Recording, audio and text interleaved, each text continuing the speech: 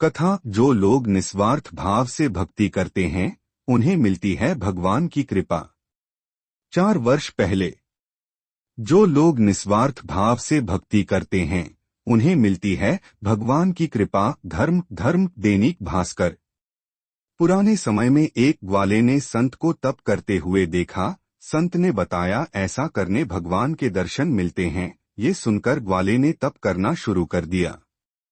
एक ग्वाला रोज गायों को चराने गाय से बाहर जंगल में जाता था। जंगल में एक संत का आश्रम था। वहां संत रोज तप, ध्यान, मंत्र जाप करते थे। ग्वाला रोज संत को देखता तो उसे समझ नहीं आता था कि संत ये सब क्यों करते हैं। ग्वाले की उम्र कम थी। संत के इन कर्मों को समझने के लिए वह आश्रम में पहुंचा और संत से पूछा कि आप रोज ये सब क्या करते हैं। संत ने बताया कि मैं भगवान को पाने के लिए भक्ति करता हूँ। रोज पूजा पाठ, तप, ध्यान और मंत्र जाप करने से भगवान के दर्शन हो सकते हैं।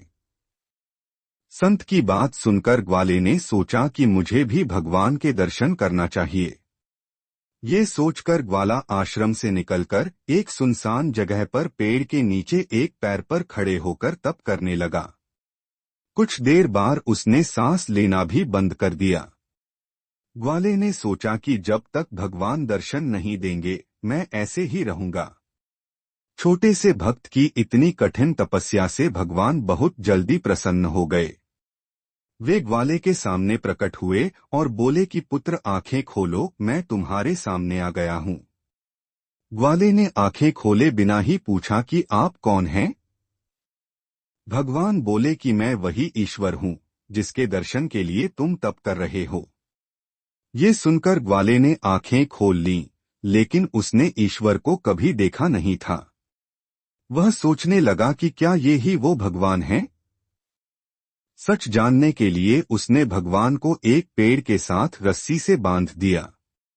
भगवान भी भक्त के हाथों बंध गए। ग्वाला तुरंत दौड़कर उस संत के आश्रम में पहुंच गया और पूरी बात बता दी। संत ये सब सुनकर हैरान थे। वे भी तुरंत ही ग्वाले के साथ उस जगह पर पहुंच गए। संत उस पेड़ के पास पहुंचे तो वहां कोई दिखाई नहीं दिया। भगवान सिर्फ ग्वाले को दिखाई दे रहे थे। संत ने बताया कि मुझे तो यहाँ कोई दिखाई नहीं दे रहा है, तो ग्वाले ने भगवान से इसकी वजह पूछी। भगवान ने कहा कि मैं उन्हीं इंसानों को दर्शन देता हूँ जो निस्वार्थ भाव से मेरी भक्ति करते हैं। जिन लोगों के मन में कपट, स्वार्थ, लालच होता है उन्हें मैं दिखाई नहीं देता।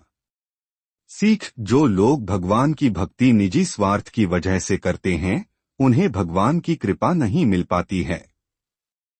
निस्वार्थ भाव से की गई भक्ति ही सफल होती है।